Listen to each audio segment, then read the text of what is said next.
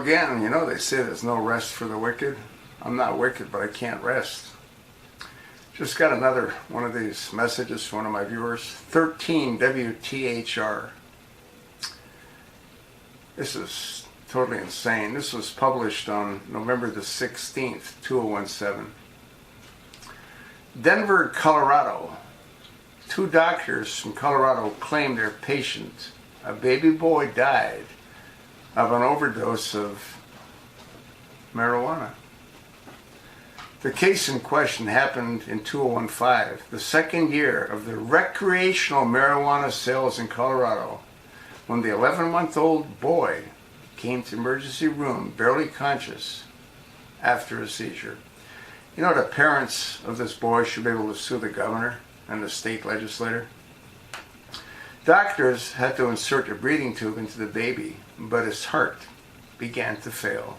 Quote, the kid never really got better, and just one thing led to another, and the kid ended up with the heart stopped, and the kid stopped breathing and died, said Dr. Chris Hoyt, Rocky Mountain Poison and Drug Center.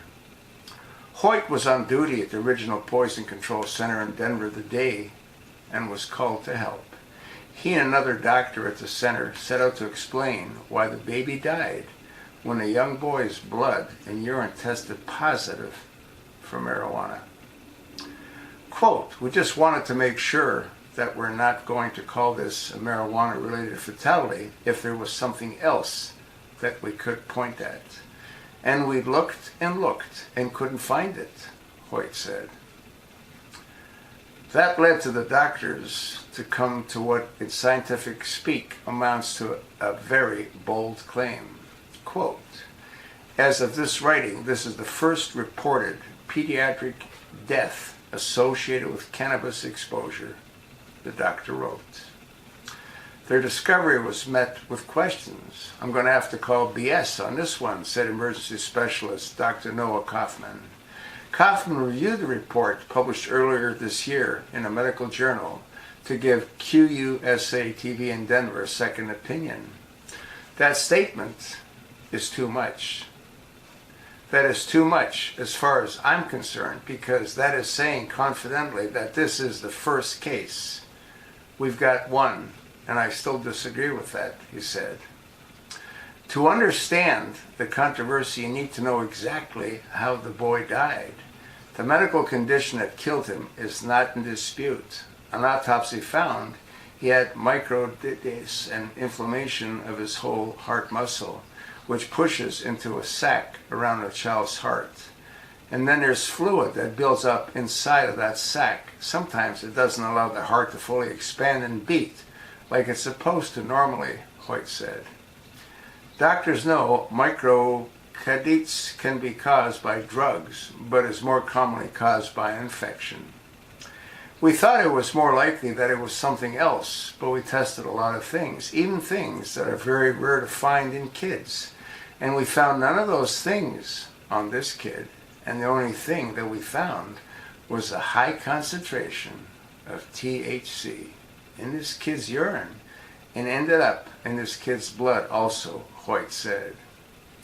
One thing all the doctors do agree on is if you keep marijuana or marijuana products in the house, keep them out of reach of children, because it can make them sick. But can it make them sick enough to die? We may never know, Kaufman said. Interesting, is it not? New restrictions on edible marijuana products went into effect in Colorado last month, within the aim of preventing children from accidentally eating them. The products cannot look like an existing candy product or be made to look like an animal, person, or fruit. See the full case report below. Folks, this is total bullshit. I mean, that's really what it is. There's a lot of information that you can take a look at and determine for yourself as to why this kid died. There's no question in my mind why he died. And he's not the only one that's going to die. It's a gateway drug. It's a drug. It's an illegal drug in states that sell it, should be penalized for breaking the law. That's sort of what I think. But there's just too much money, and too many politicians get greased. It's that simple. That's sort of what I think.